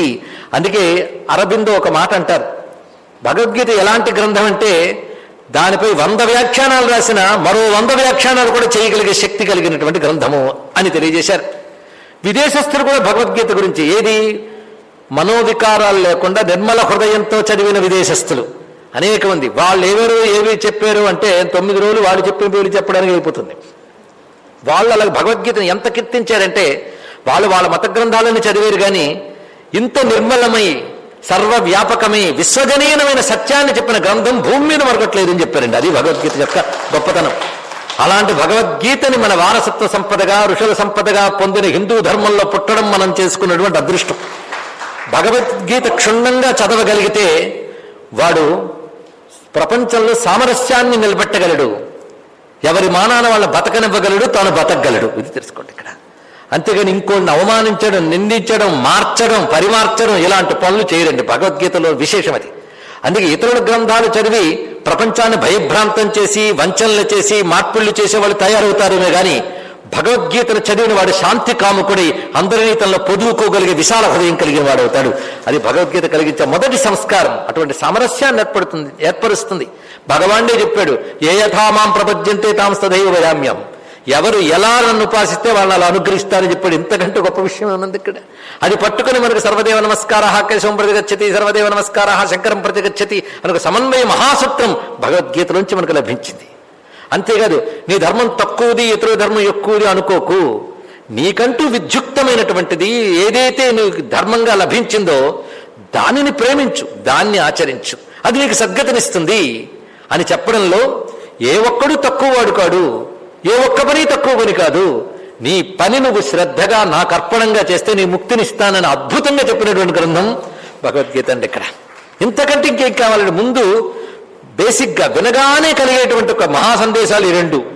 ఇంకేం కావాలి? అందుకే మహానుభావుడు ఒక మాట చెప్తాడు స్వామి వివేకానంద భగవద్గీత గొప్ప సందేశం గురించి. The reconciliation of the different parts of dharma and the work without desire or attachment, these are the 2 special characteristics of Gita అన్నాడు. భగవద్గీత యొక్క 2 ప్రధాన లక్షణాలు ఏంటి అంటే, ధర్మం యొక్క అనేక మార్గాల్ని సమన్వయించడం ఒకటి, సంకల్పము అదేవిధంగా అంటుకోవడము లేకుండా కర్మని ఆచరించడం అనేది. ఈ 2 భగవద్గీత చూపించే ప్రధాన ఉపదేశాలను 2 వాక్యాల్లో చెప్పాడు మహానుభావుడైన స్వామి వివేకానంద. గీతను అర్థం చేసుకున్న వాళ్ళల్లో ఆయన ఒకడు. ఈ విధంగా భగవద్గీత యొక్క ప్రశస్తి అనేక రకాలుగా చెప్పబడుతుంది. అయితే ఇందులో యోగాలకు పేర్లు తర్వాత వచ్చాయని మీరు చెప్పారు నిజమేనా అంటే, దానికి అనేక ఉదాహరణలు చూపించవచ్చు. ఉదాహరణకి ధ్యాన యోగం అని ఒకటి ఉంది, దానికే అభ్యాస యోగ అన్నారు శంకరాచార్యులు వారు. అభ్యాస యోగం అనే మాట కృష్ణుడే వాడు, అభ్యాస యోగయుక్తేనా అన్నాడు ఇక్కడ. అదే అభ్యాస యోగ అని శంకరాచార్యులు ధ్యాన యోగానికి పేరు పెట్టారు. రామానుజాచార్యులు వారు యోగాభ్యాస యోగ అని పేరు పెట్టారు. అంటే ఆ అధ్యాయానికి 2 పేర్లు ఉన్నాయి అంటే మనకు తెలుస్తున్నది వీటికి నిర్దిష్టంగా యోగం అనే పేరు ముందు నుంచి లేదు అని. ఇక 8వ అధ్యాయానికి ఎన్ని పేర్లు ఉన్నాయో చూడండి. తారక బ్రహ్మయోగము, బ్రహ్మాక్షర నిర్దేశ యోగము, అక్షర పరబ్రహ్మ యోగము, ధారణ యోగము, మహాపురుష యోగము, అభ్యాస యోగం అనే పేరు 8వ అధ్యాయానికి ఉన్నాయి ఇక్కడ. అంటే యోగ అనే పేర్లు తర్వాత వచ్చినవి అని. అయినప్పటికీ కూడా మనకు స్వీకార్యమనే విషయం అర్థం చేసుకోవడానికి గాను ఇలాంటి భగవద్గీతలో మొదటి యోగం ఏంటి? అర్జున విషాద యోగం. విషాదం యోగం అవుతుందా? ఇది పెద్ద ప్రశ్న. అసలు అర్జున విషాద యోగంలో భగవద్గీత ఎక్కడుంది? మొదటి నుంచి మీరు పరిశీలిస్తే కృష్ణుడి మాట గీత అయితే ఒక్క మాట లేదు కృష్ణుడి అందులో. ఆయన పదంలో రథం తీసుకొచ్చి మధ్య నిలబెట్టాడంతే, ఇంకో పని లేదంతే. ఆయన మాట మొదలవుతుంది 2వ అధ్యాయంలో, సరిగ్గా 11వ శ్లోకం దగ్గర మొదలవుతుంది ఆయన ఉపదేశం. అందుకే ఆదిశంకర భగవత్పాల వారు అక్కడి నుంచే భాష్యం రచించారు. అది మరి మొదటి అధ్యాయం తీసుకోకూడదా? ఆయన కూడా మొదటి అధ్యాయం గురించి ఏమీ తీసిపారేలేదు. ఉపోద్ఘాతంగా రచించి మొదటి అధ్యాయం యథాతథంగా అర్థసహితం గ్రహించాలి. కానీ అసలు స్వామి ఉపదేశం అక్కడి నుంచి. ఉపదేశానికి ఉపోద్ఘాతం విషాద యోగం. ఏమైనా విషాద యోగం తర్వాత ఎవరు పేరు పెట్టినప్పటికీ కూడా అర్జునుడి విషాదం ఎలాంటిది అది తెలుసుకోవాలి కదా. అసలు ప్రారంభం శ్లోకం ఏంటంటే ధృతరాష్ట్రవాచ. అసలు ధృతరాష్ట్రుడు అంటే ఎవరు? ఒక విధంగా ఆలోచిస్తే మహాభారతంలో ప్రతినాయకుడు, అంటే మొత్తం రాక్షస సమూహానికి తండ్రి వంటివాడు. అంతే దుర్యోధనాథునికి తండ్రి అంటే అవిద్యారూప అజ్ఞాన వృత్తులన్నిటికీ మూల పురుషుడు. అందుకే మనకి భారతంలో స్పష్టంగా చెప్పేశారు, మొత్తం ధర్మమనే మహావృక్షానికి మూలం కృష్ణుడు, అధర్మమనే వృక్షానికి మూలం ధృతరాష్ట్రుడు అన్నారు. దుర్యోధనుడు అనలేదు. ఇది తెలుసుకోండి ఇక్కడ. దీన్ని బట్టి వ్యాసుడు మనకి ఏం చెప్తున్నాడంటే, మహాభారత నాయకుడు కృష్ణుడు, ప్రతినాయకుడు ధృతరాష్ట్రుడు. ఇంత గీతాపారాయణ చేయాలని చెప్పి న్యాసం చేసుకుని, ధ్యానం చేసుకుని, ఆచమనం చేసుకుని, ప్రాణాయామం చేసి కూర్చుంటే ధృతరాష్ట్ర వాచ మొదట అదిట. అంటే అర్థం ఏంటి ఇక్కడ? మొట్టమొదట రాక్షసుడి మాటలే వస్తాయి. ధృతరాష్ట్రుడు మాటలైన సంజయుడు చెప్తుంటాడు, ఎవడు దుర్యోధనుడు ఇలా అన్నాడంట. మొదటంతా వాళ్లే, ఆ తర్వాత అర్జునుడు బాధ అన్ని వస్తాయి. అంటే మొట్టమొదటంతా కూడాను వచ్చేవాళ్ళు వీళ్ళు, తర్వాత వచ్చేది అది. అర్జునుడికి కదా గీత వచ్చింది, ధృతరాష్ట్రుడికి గీత రాలేదు కదా. రాలేదా? ఈ గీత అంతా ఎవరు చెప్పారు? ధృతరాష్ట్రుడు సంజయుడు చెప్పాడు, ఉన్నది ఉన్నట్టు చెప్పాడు. అంటే ఇక్కడ గీతను విని వాళ్ళు ఎవరు? ఇద్దరు, అర్జునుడు ధృతరాష్ట్రుడు. అర్జునుడికి చెప్పినవాడు కృష్ణుడు, ధృతరాష్ట్రుడు చెప్పినవాడు సంజయుడు. సంజయుడు సొంతం చెప్పాడా? కృష్ణుడు ఏం చెప్తున్నాడో చెప్తున్నాడు ఇక్కడంతే. కానీ కృష్ణుడు చెప్పింది అందుకు సంజయుడు చెప్తున్నాడు. ధృతరాష్ట్రుడు విన్నాడు, అర్జునుడు విన్నాడు. ఎవరు తరించారు? అర్జునుడే. ధృతరాష్ట్రుడు వినలేదు. కానీ గీత విన్న వాళ్ళందరూ తరించిపోవడం దీనిపడి తెలిసింది. ధృతరాష్ట్రంలో వినేవాళ్ళు కొందరు ఉంటారు, అర్జునుల్లో వినేవాళ్ళు కొందరు ఉంటారు. కానీ మనం ఎలా కూర్చున్నామో వినండి. ఎన్ని చెప్పినా నా కళ్ళు ఇంతే అని మూసుకున్నాడు మహానుభావుడు. మరి వింటాడు. ఆయన మనస్సు కానీ బాధపడితే విదురుణ్ణి పిలిపించుకుని ధర్మమో వేదాంతమో వింటూ ఉంటాడు. ఆయనకు అలవాటు తెలుసా? అంతకు ఉద్యోగ పర్వంలో కూడాను సంజయ్ రాయబారం అయిన తర్వాత సంజయుడు 4 తిట్టిపోతాడు. దాంతో రాత్రి నిద్ర పట్టదు. నిద్ర పట్టకపోతే కాలక్షేపం. అప్పుడు ఇంకేమీ లేవు కదా అని చేసి కూర్చోడానికి. వెంటనే విదురుడికి కబురు విప్పాడు. విదురుడు వచ్చిన తర్వాత మనస్సు నాకు ఆందోళన ఉంది, ఏదో ధర్మం చెప్పన్నాడు. వెంటనే విదురుడు ఊరుకుంటాడా? ఎన్ని వాళ్ళు వినకపోయినా చెప్తాడండి పాపం విదురుడు. ఆయన ఓపిక్కి సహనానికి మెచ్చుకోవాలి. ఎన్ని చెప్పినా వీళ్ళు ఇంతే అని వైరాగ్యం పుట్టలేదు మహానుభావుడికి. చెప్పాడు. విదురు నీతి అయింది. నాకు వేదాంతం వినాలనిపించింది అన్నాడు. వెంటనే సనస్సు జాతుని పిలిపించాడు, వేదాంతం కూడా చెప్పించాడు. అప్పుడు విన్నాడు ఆయన. విన్నాకేమైంది? మళ్ళీ యథాప్రకారమే. అలా కొందరు వింటూ ఉంటారు అంతే పాపం. విన్నప్పుడు భలే వింటాడు, కళ్ళు కనబడుకునే ఎక్స్ప్రెషన్ లేదు, కానీ హాహా ఓహో అని ఉంటాడేమో. లేకపోతే విదురుడు మాత్రం కంటిన్యూ చేస్తాడా? ఎన్ని వాళ్ళు విన్నాడండి, అందరి దగ్గర విన్నాడు. సామాన్యం కాదు ఇక్కడ. ఇప్పుడు మన సంజయుడు చెప్తున్నాడు, కానీ విన్నాడు. వాడి ఉద్దేశం అంతా కూడా తన వాళ్ళు ఎవరు? దుర్యోధనాదులు అలా ఉన్నారు. ఇదే వాడు గోలంతా కూడా. అర్జునుడిది వేరు కనుక ఇందులో విషాదం వాడికి ఉంది, వీడికి ఉంది. ధృతరాష్ట్రుడి విషాదం అంతా నా వాళ్ళు ఏమైపోతారో అని భయం. ఈయనకేంటి, అయ్యో నా వాళ్ళని చంపేస్తే తప్పు కదా అని భయం. ఇద్దరికి నా వాళ్ళు అనేది ఉంది. ఇందులో మీరు గమనించవలసింది మామకాహ. కానీ తేడా ఎక్కడేంటి అంటే పరమాత్మని శరణు వేడి తాను ఒక నిశ్చయానికి వచ్చినట్టు కనబడినా అందులో అయోమయం ఉందేమో అని తెలుసుకుని అయోమయం ఉందని నిశ్చయించుకుని పరమాత్మని శరణు వేడి గురుభావంతో విన్నాడు కనుక ఆయన తరించాడు. కేవలం యుద్ధ విషయ జ్ఞానంకై కూర్చున్నాడు కనుక ధృతరాష్ట్రుడు ధరించలేదు. పైగా భారతంలో పాత్రనే జరిగినవే, సందేహం లేదు. కానీ గట్టిగా మనం ఇప్పుడు అన్వయించుకుంటే ధృతరాష్ట్రుడు ఏం పేరండి ఇక్కడ. సంజయుడు గొప్ప యోగ్యుడు, ఆయన చెప్పడానికి యోగ్యమైన వాడు, అందులో సందేహం లేదు. ఆయన గొప్ప వివేకి, శాస్త్రం తెలిసినవాడు, కృష్ణ భక్తుడు కనుక చెప్పే వక్త ఎవడు అక్కడ? వాళ్ళిద్దరిలో సంజయుడు. సంజయుడు అంటే సమ్యక్ జయ, సంపూర్ణంగా ఇంద్రియ జయం కలిగిన వాడు, మంచి గురువు. వీడెవడు? ధృతరాష్ట్రుడు అంటే రాష్ట్రం పట్టుకు వేలాడువాడు అని అర్థం. అంటే నా రాజ్యం నా రాజ్యం నా రాజ్యం పట్టుకు వేలాడువాడు అని అర్థం. ఇక్కడ రాష్ట్రం అంటే ఎన్ని సమూహాలండి, ఒకటా రెండా? నేను నావి, నావి అన్నాం కానీ నాది అనలేదు. నేనొక్కడే, నావి ఎక్కువ. ఇవన్నీ పట్టుకుని వీటి మీద అధికారం ఉంది అనే భావంతో ఎవడుంటాడో ధృతరాష్ట్ర అంటే దేహాభిమానం బాగా కలిగిన వాడు వాడు ధృతరాష్ట్రుడు. వాడికి సంజయుడు చెప్పినా మరో జయుడు చెప్పినా ఎక్కదు, తెలుసుకోండి ఇక్కడ. అందుకు ధృతరాష్ట్రుడు ఎక్కడ. ఈయనెవడు? అర్జునుడు. ఆ పాత్రలు ఎంత గొప్పగా ఉన్నాయో.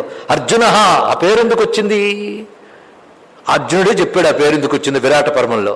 నేను ఎప్పుడు తెల్లని పనులు చేస్తాను కనుక నాకు అర్జునుడిని పేరు వచ్చింది అన్నాడు. తెల్లని పనులుట అంటే ఎప్పుడు వైట్ అండ్ వైట్ వేసుకుని పనులు చేస్తుంటాడని అర్థమా? తెల్లని పనులు అంటే దేనిలో రజోగుణ తమోగుణ దూష్యంతము కానీ కేవలం సత్వగుణంతో కూడిన ధర్మ ఆచరణ ఉంటుందో అది తెల్లదనము, అది శుద్ధ సత్వము. సత్వధర్మము అనగానే శాస్త్రధర్మము. శాస్త్రధర్మాన్ని నిర్మలమైన హృదయంతో ఆచరిస్తాడు కనుక ఆయన పేరు అర్జునుట. కనుక ఉత్తమ శ్రోత ఎవడు? ఎవడైతే సత్వగుణం కలిగిన వాడో, సత్వగుణానికి తెలుపుని అర్థం. అర్జున అంటే తెల్లని వాడు అని అర్థం. అందుకే సత్వగుణం కలిగిన వాడై ధర్మాచరణ కలిగిన వాడి నిర్మలమైన ధర్మాచరణ ఎవరు చేస్తాడో వాడు మాత్రం ఉత్తమ శిష్యుడు. అంతేగాని నా రాష్ట్రం పట్టుకునే ధృతరాష్ట్రుడు ఉన్నాడే వాడంతా ఉత్తముడు కాడు, ఇది తెలుసుకోవాలి. కానీ ముందు వాళ్ళతో ఎందుకు ప్రారంభించారండి అంటే వెలుగు కావాలని ఎప్పుడు అనిపిస్తుందండి? చీకటి ఉంటే. కానీ మొదట ఏముంది? చీకటి. అందుకే మొదట ధృతరాష్ట్రుడు ఉంటాడు, తెలుసుకోండి. అసలు గుణాలు, అసలు పేరుని మీరు విన్నారో లేదో, దేవతలకు అన్నలుట వాళ్ళకు పూర్వజులు, దేవపూర్వజులు. దేవతలకు అన్నలు అన్నారు ఇక్కడ. దేవతలకు ముందే ఉన్నట్టు రాక్షసులు. ఇదేమిటండి అంటే దాన్ని నీలకంఠ దీక్షితుల వారు భారతానికి భాష్యం రచిస్తూ గొప్ప మాట అంటాడు. దేవతలకు ముందే రాక్షసులు ఉన్నారని చెప్పడం ఉద్దేశం ఏంటంటే జీవుడు అనేక జన్మలు అవిద్య వల్ల ఎత్తుతాడు. కానీ అవిద్యారూపమైన వృత్తులు వాళ్ళు ఉంటాయి. అవిద్యారూపమైన వృత్తులకే రాక్షసుల పేర్లు, అవి ముందుంటాయి.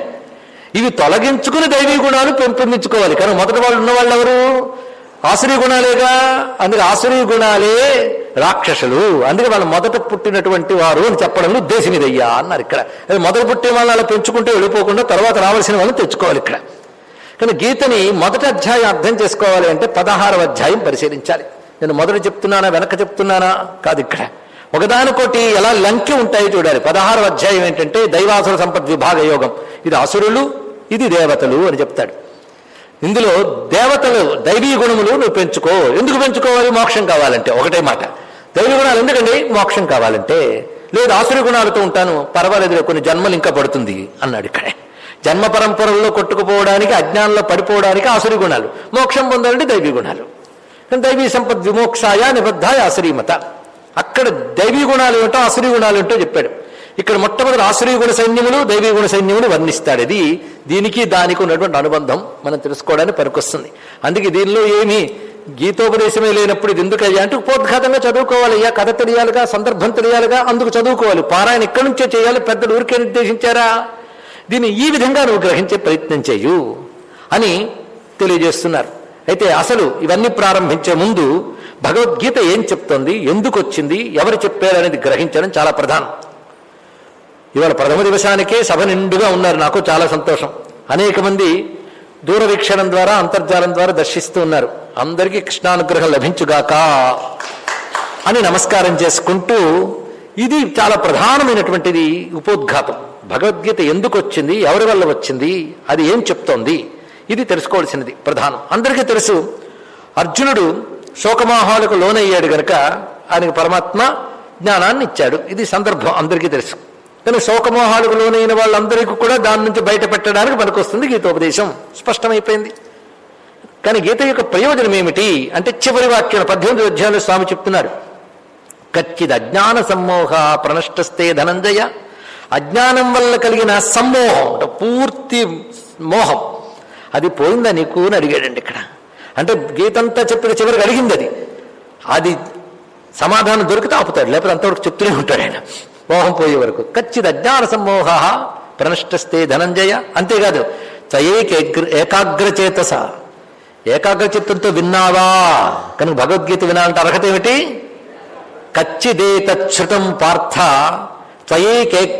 త్వయేకాగ్రేణ చేతస కచ్చిద్ అజ్ఞాన సమ్మోహ ప్రణష్టస్తే ధనంజయ. 18వ అధ్యాయంలో 72వ శ్లోకంలో చెప్తున్నాడు స్వామివారు. కచ్చిదేతచ్యుతం పార్థ. చూశారు, ఇంకా ప్రథమోధ్యాయంలో 1వ శ్లోకం చెప్పకుండా 18వ అధ్యాయం చెప్పాం. విన్నావుగా ఏకాగ్ర, అందుకే ఏకాగ్ర చిత్తం త్వయేకాగ్రేణ చేతస. ఏకాగ్రమైన చిత్తంతో విన్నావా అన్నాడు. అంటే భగవద్గీత ఎలా విన్నారో చెప్పాడు చూడండి ఇక్కడ. ఏకాగ్ర చిత్తంతో వినాలి. విన్నావు, అజ్ఞానమోహం పోయిందా అనగానే ఆయనే సమాధానం చెప్పాడు. నష్టో మోహస్మృతిర్లబ్ధ్వా తత్ప్రసాదాన్మయాచ్యుత స్థితోస్మి గత సందేహ కరిష్యే వచనంతవా. అది చెప్పాడు ఆయన. కనుక గీత యొక్క ప్రయోజనం ఏంటి? మోహనాశనం. అంటే మోహం క్షయించడమే గీత యొక్క ప్రయోజనం. మోహం క్షయించడం. మొదటి అక్షరాలు తీయండి, మోక్షం. మోహం క్షయించడమే మోక్షం. అదే గీత యొక్క ప్రయోజనము, ఇందులో సందేహం లేదు. ఆ గీత ప్రయోజనం చెప్పేసాం కనుక అది ఎక్కడ దొరుకుతుంది? చచ్చేక దొరికే మోక్షం గురించి పరమాత్మ చెప్పలేదు. నువ్వు శోకమోహానికి కారణమైన భయం, భయానికి కారణమైన అజ్ఞానం తొలగించుకుంటే పరమాత్మ నీలో ఉన్నాడు, నీవై ఉన్నాడు అని అనుభూతికి తెచ్చుకుంటే ఇక్కడే మోక్షం. అది గీత చెప్పేటువంటిది. ఉపనిషత్తులు చెప్పిన అనగా సనాతన ధర్మం చెప్పిన మోక్షమే. ఇహైవ బ్రహ్మానుభవం ఇక్కడే సంపాదించు అది చెప్తుంది. భక్తులు కూడా అదే అంటారు, భగవద్ అనుభూతి ఇక్కడ పొందితే ఇక్కడే మోక్షం. అది పరమ భాగవతోత్తముడైనటువంటి కులశేఖరాల వారు కూడా నమోక్షస్యాకాంక్ష అన్నారు ఇక్కడ. ఎందుకంటే భగవద్ అనుభూతే కదా మోక్షం అంటే. ఒకటే మోక్షానికి బంధానికి తేడా ఏమిటంటే పరమాత్మతో తాదాత్మ్యం మోక్షం, ప్రపంచంతో తాదాత్మ్యం బంధం. ఎప్పుడు నిర్వచనం గుర్తుపెట్టుకోండి. ఇంచుమించు ప్రతి ప్రవచనంలో ఈ మాట చెప్తూ ఉంటాం. అయితే ధృతరాష్ట్రుల్లో వినకుండా వింటే మాత్రం తప్పకుండా గుర్తుంటుంది ఇక్కడ. మొత్తానికి అది దాని ప్రయోజనం. అయితే అద్భుతమైన ఉపోద్ఘాతం అందించుతూ గీత యొక్క ప్రయోజనాన్ని చెప్పినటువంటి భగవత్పాదుల వారి పాదపద్మాలకు నమస్కారం చేసుకుందాం. ఎందుకంటే ఇక్కడ శాస్త్రసమ్మతమైన ప్రతి వ్యాఖ్యాత యొక్క మంచి మాటని తీసుకుని చెప్పడానికే ప్రయత్నం చేస్తున్నాం. ఇక్కడ అల్పజ్ఞత ఉన్నప్పటికీ సాహసించి ఇక్కడ కూర్చోడానికి కారణం ఏమిటంటే గురువుల కటాక్షం ఉందనే ధైర్యం, కృష్ణ పరమాత్మ అపార కారుణ్యం మీద నమ్మకం. దానితో కూర్చున్నాను తప్ప చెప్పగలిగే విషయం కాదు. ఎందుకంటే శరణాగతులమై నీ ఊతములేంది తరించలేమయ్యా అని పాదాల మీద పడ్డమే తప్ప పాండిత్యం ఉందనే భావంతో కాదు. అదేది లేదని తెలుసుకునే పరమాత్మను ఆశ్రయించి ఇక్కడ చెప్పుకుంటూ ఉన్నాం. అయితే పెద్దల మాటలో ఊతం ఉన్నది. అందులో ఎవరైతే వేద సమ్మతమైన మాటలు చెప్పారో వారు ఏ సంప్రదాయానికి చెందిన వారైనా, అది వైదిక సంప్రదాయం అయితే అందులో చెప్పిన మంచి మాటలు, ఏ మాటలు మనకు ధర్మాన్ని, భక్తిని, జ్ఞానాన్ని వృద్ధి చేస్తాయో ఆ మాటలు తప్పకుండా స్వీకరిస్తూ చెప్పుకుంటాం. కానీ ప్రధానంగా మనం చెప్పుకుంటున్న జగద్గురువుల కృపాకటాక్ష వీక్షణాలు ప్రసరించినటువంటి శృంగగిరి పీఠం, అదేవిధంగా ఆ పీఠాధీశ్వరుల్ని తత్పరంపరని గురువులుగా ఆశ్రయించినటువంటి ఆదిశంకర భగవత్పాదులపై అనన్య భక్తి కలిగినటువంటి ఒక జీవుడు ఇక్కడ చెప్తున్నాడు కనుక ఇది తప్పకుండా శంకర సంప్రదాయానుగుణంగానే చెప్పబడుతుంది. అందుకే శంకరుల మాటే ఊతగా మనం చెప్పుకుంటున్నాం. ఇందాకే చెప్పినట్టు అందరినీ పొదుపుకుని అందరినీ అన్వయించగలిగే శక్తి మా జగద్గురువులకు ఉన్నది కనుక ఒక్కసారి నమస్కారం చేసుకుందాం. ఎందుకంటే సనాతన ధర్మం ఏమిటో అస్పష్టమైన ధోరణిలో దాన్నంతా స్పష్టం చేసి సమీక్షపరిచిన ఆదిశంకరులమైన గురువుని నిన్న మొన్న ప్రధానంగా కేదారనాథం దగ్గర ప్రతిష్ఠిత భారతదేశానికి అంతటికీ ప్రకాశిస్తూ ఉన్నాడు కనుక ఆ జగద్గురుకు ఒక్కసారి నమస్కారం చేసుకుంటూ ఆయన గీతకు భాష్యం రచిస్తూ గొప్ప శ్లోకాన్ని ఇచ్చారండి. ఓం నారాయణ పరో వ్యక్తాదండమవ్యక్త సంభవం అండస్యాంతస్తు మే లోకా సప్తద్వీపాచ మేదిని. ఇది ఆదిశంకర భగవత్పాల వారు గీతాభాష్యానికి ఉపక్రమణం చేస్తూ మొట్టమొదటిగా నారాయణ స్మరణ చేస్తూ ఉన్నారు. ఇక్కడ ముందు శబ్దమే నారాయణ. సన్యాసులు నారాయణ స్మృతి వాళ్ళ ఆశీర్వచనాలు చేయరు కదా, నారాయణ నారాయణ. ఈయన వ్యతిశ్వరుడుగా అనే నారాయణ అని ప్రారంభించారు. చూడండి, ఎవడయ్యా నారాయణుడు అంటే ఈ చెప్పడంలో ఉద్దేశం ఏంటంటే, ఎప్పుడైనా శాస్త్రం లక్ష్యాన్ని చెప్పాలి ప్రారంభించేటప్పుడు, నేను నారాయణుడి గురించి చెప్పడానికి భాష రచిస్తున్నాను. బ్రహ్మ విద్య ఏమిటంటే బ్రహ్మము నారాయణుడే, నారాయణుడు తప్ప మరొకటి లేదండి. అద్వైతం అంటే ఏమిటో కాదు, నారాయణుడి తప్ప ఎన్నిము లేదు అంతే. రెండో వస్తువు లేదు, నువ్వు నారాయణమే. మరి నరులో నారాయణ శబ్దంలో నువ్వు అర్థం చేసుకోవచ్చు. నరులు ఎవరిని ఆశ్రయించారో వాడు నారాయణుడు. కెరటాలు ఏ సముద్రాన్ని ఆశ్రయించాయో అది అంతా కలిపి సముద్రమేగా. కానీ కెరటాలు ఆశ్రయించిన సముద్రం, కెరటాలు సముద్రం రెండుగా ఉందా? కెరటాలు ఆశ్రయించిన సముద్రం మొత్తం కలిపి సముద్రమేగా. అలాగే జీవులు పరమాత్మను ఆశ్రయిస్తే పరమాత్మ జీవులు రెండు లేరు, ఉన్నది పరమాత్మ అని చెప్పడం దానిలో ఉన్న అందం. అందుకే నారాయణో నారాయణ. ఆయన ఎవడు? పరహ. ఒక్క మాట నారాయణ పరహ, ఆ మాటతో ఆగిపోవచ్చు. సర్వోత్కృష్టమేది నారాయణుడు. మనకి ఏదైనా ఎప్పుడు సర్వోత్కృష్టమే కావాలి కదండి. అక్కడ వంకాయ కొనుక్కున్నా అందరూ ఉత్కృష్టం కావాలి మనకి. అవునా లేదా? ప్రతిదాని సెలక్షను. ఎందుకంటే బతుకు అక్కడతో ఆగిపోయినట్టు అదొక్కటే ది బెస్ట్ మనకు కావాలి కదా. ది బెస్ట్ అంటే అన్నిటికంటే గొప్పది, అన్నిటికంటే గొప్పది ఒకటే ఉంది, నారాయణ. ఆయన ఎవడు? పరహ, పరుడు. దేనికంటే పరుడు? నువ్వు చూస్తున్న భూమి, లోకములు. భూమి నువ్వున్నది, ఇలా లోకాలు ఎన్నో ఉన్నాయి. కొన్ని ఒప్పుకుంటావు, కొన్ని ఒప్పుకోవని ఉన్నాయి ఆ లోకములు. ఈ లోకములన్నీ దేని నుంచి వచ్చాయి? ప్రకృతి నుంచి వచ్చాయి. ప్రకృతికి మరొక పేరు ఏమిటి? అవ్యక్తం. కానీ అవ్యక్తం నుంచి అండము, ఆ అండము నుంచి నువ్వు అనుకున్న భూమి ఆకాశం ఇత్యాదులన్నీ కలిగాయి. కానీ నువ్వు చూస్తున్నది భూమి ఆకాశాదులు, దాని తర్వాత అండము. అండానికి అవ్యక్తం. ఇక్కడ దాకా కూర్చోవు. అవ్యక్తము ప్రకృతి అంటారు దాన్ని. అవ్యక్తానికి కంటే పరమైన వాడు నారాయణుడు. ఆ నారాయణని మించిన గొప్ప వస్తువు లేదు. అటువంటి నారాయణ్ణి స్మరించి ప్రారంభిస్తున్నారండి ఇక్కడ. దీన్ని చెప్పదలుచుకున్నది సర్వోత్కృష్టమైనది నారాయణుడు ఒక్కడే. అది మిగిలినవన్నీ నారాయణని ఆశ్రయించున్నాయి. ఆశ్రయించుండడం ఎలా అంటే, పిల్లాడు తల్లి ఒడిని ఆశ్రయించినట్లు కెరటాలు సముద్రాన్ని ఆశ్రయించినట్టున్నాయి. అంటే అభిన్న భావాన్ని అంత చక్కగా ప్రతిపాదన చేశారు ఇక్కడే. ఈ శ్లోకంతో నమస్కారం చేసుకుంటూ, నారాయణ పరోవ్యక్తాదండమవ్యక్త సంభవం అండస్యాంతస్తుమే లోకా సప్తద్వీపాచ మేదిని. దీనికి వ్యాఖ్యానం చేస్తే చాలా అవుతుంది, కానీ ఈ మాత్రం అర్థం తెలుసుకుంటూ ఇక్కడ భగవత్పాదుల వారు ఎంత అందంగా ప్రారంభిస్తున్నాడు అంటే, అసలు చెప్తున్నవాడు ఎవడో ముందు తెలుసుకో. ఒక్క దృశ్యం తలుచుకుంటే చాలండి. ఇక్కడ అసలు కృష్ణుడు చెప్తున్నాడంటేనే ఒళ్ళు పొలకించి కనులు నీరు వచ్చి గొంతు బొంగురు పోతుంది, తర్వాత మాట రాదే. ఆ పరమాత్మను తలుచుకుంటే చాలు. స భగవాన్, ప్రారంభం అదండి. ఇక్కడ సహ భగవాన్ అని ప్రారంభించారు భాష్యంలో. ఎంత ఉదాత్త గంభీరమైన ఎత్తుగడ భగవత్పాదుల వారిది. సహ భగవాన్, ఆ భగవంతుడు. ఎవరైనా నారాయణుడు. స భగవాన్ సృష్టివేదం జగత్తశ్చ స్థితిం చికీర్షు. ఆ భగవంతుడి సృష్టిని చేసి దీని స్థితిని ఉంచడం కోసం మరీచిర్యాదీన్ అగ్రే సృష్ట్వా ప్రజాపతిని ప్రవృత్తి లక్షణం ధర్మం గ్రాహయామాస వేదోక్తం తతోన్యాశ్చ సనక సనందనాదీనుత్పాద్య నివృత్తి లక్షణం ధర్మం జ్ఞానవైరాగ్య లక్షణం గ్రాహయామాస. మొట్టమొదటిగా భగవానుడు ఈ సృష్టిని చేసి ఇది చక్కని స్థితిలో క్షేమంగా ఉండడానికై ఆయన రెండు ధర్మాలను ఇచ్చాడు. ఇది స్పష్టంగా అర్థం చేసుకోవాలి. దీన్ని బట్టి సృష్టి క్షేమంగా ఉండడం కోసం రెండు ధర్మములు చెప్పబడుతున్నాయి. రెండు ధర్మాలు ఎవరిచ్చారు? నారాయణుడే ఇచ్చాడు. కానీ రెండు ధర్మములు నారాయణుడే ఇచ్చాడు. మొదటిది మరీచ్యాదిన్ అగ్రే సృష్ట్వా ప్రజాపతిన్. మరీచి మొదలైన ప్రజాపతుల్ని సృష్టించి ప్రవృత్తి లక్షణం ధర్మం గ్రాహయామాస వేదోక్తం. వేదోక్తమైనటువంటి ప్రవృత్తి లక్షణ ధర్మం. ప్రవృత్తి లక్షణం అంటే సంసారమనందు ప్రవర్తించుట అని అర్థం. ఇక్కడ ఈ ప్రవృత్తి రూపంగా సృష్టి వర్ధిల్లుతుంది. ఆ ప్రవృత్తి రూప ధర్మమును, అంతేగాని సంసారాన్ని నడపడం కాదు.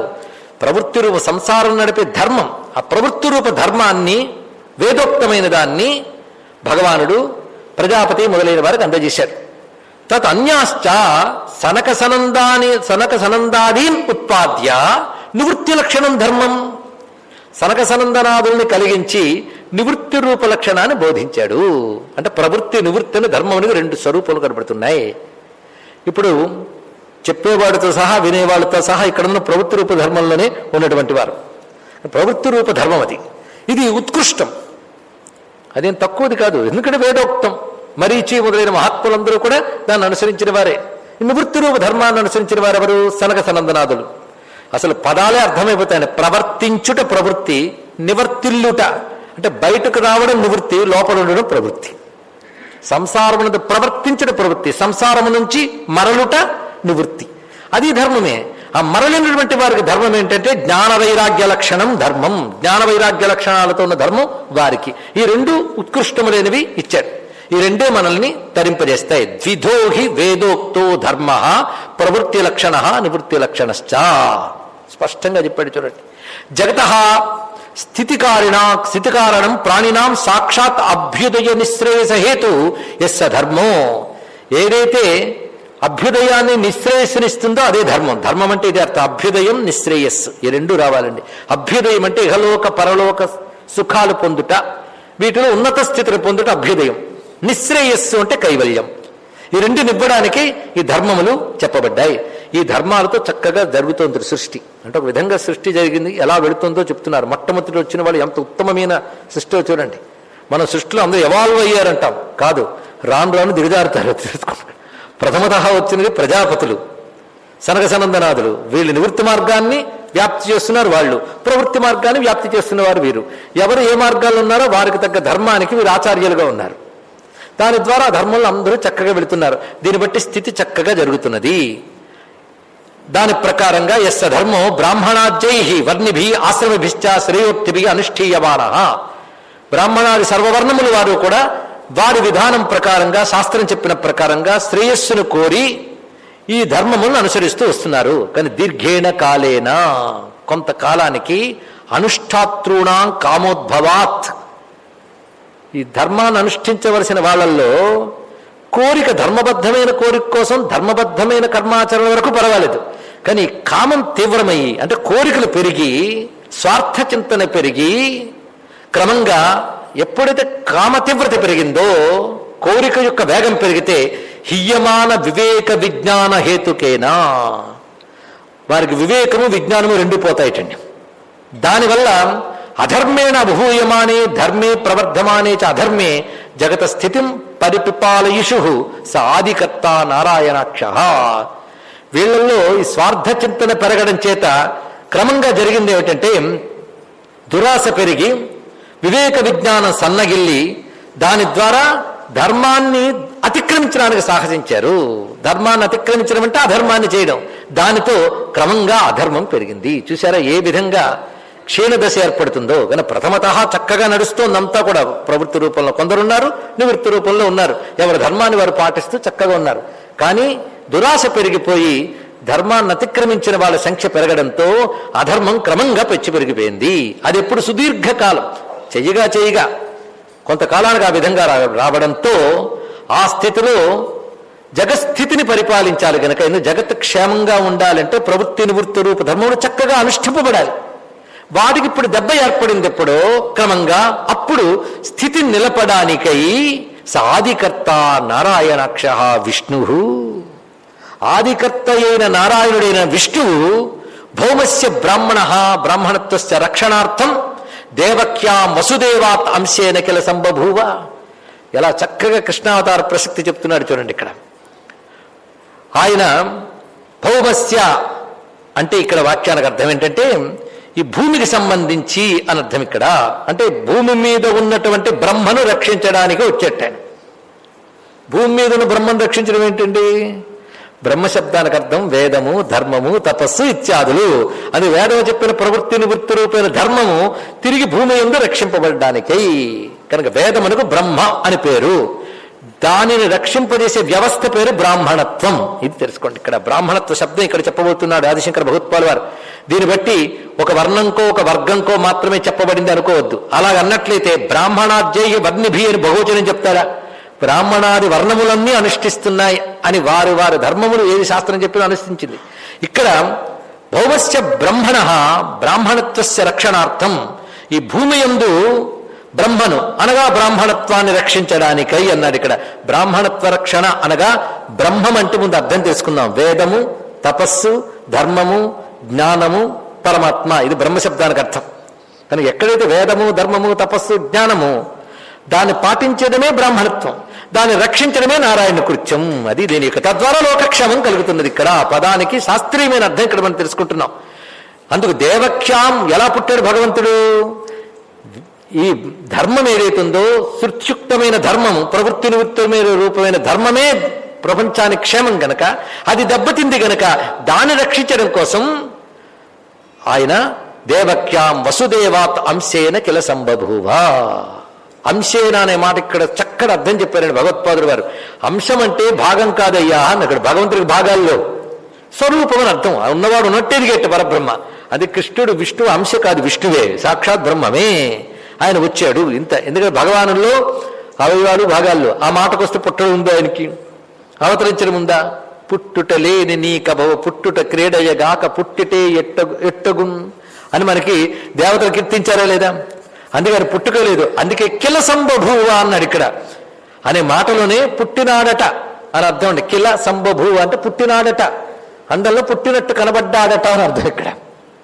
ఎందుకంటే తనదైన మాయాశక్తితో పుట్టుకు లేనివాడు పుట్టినట్టు, ఎదుగు పొదుగు లేని పరిపూర్ణుడు ఎదుగుతున్నట్టు, పొట్టివాడు ఉన్నట్టు రకరకాలు చూపించాడు. అది కిల సంబభూవ అనే మాటల అర్థం. ఇది ఇక్కడ భగవత్పాదులు వారు భారతాన్ని ఎంత అందంగా పట్టుకున్నారు అంటే, సరిగ్గా మనకి శాంతిపర్వంలో భీష్ముడు అంపశయ్య మీద ఉన్నప్పుడు కృష్ణుడిని స్మరిస్తూ ఒక మాట అంటాడు, భౌమస్య బ్రహ్మణో గుప్త్యై వసుదేవాదజీజనత్ అంటారు.